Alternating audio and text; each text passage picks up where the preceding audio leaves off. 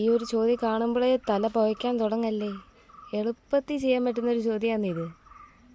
വായോ നോക്കാം.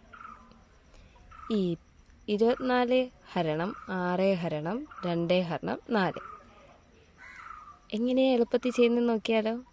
വായോ. 24 ഡിവൈഡഡ് ബൈ 6 ഇൻറ്റു 2 ഇൻറ്റു 4 ചെയ്താൽ മതിയെന്നേ. അപ്പോൾ നമുക്കത് എളുപ്പത്തിൽ ചെയ്ത് നോക്കിയാലോ.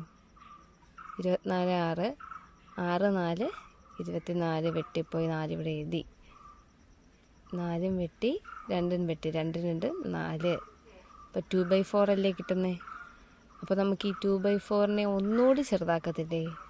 നോക്കിക്കേ, 2 കൊണ്ട് വെച്ച് തന്നെ 1/2.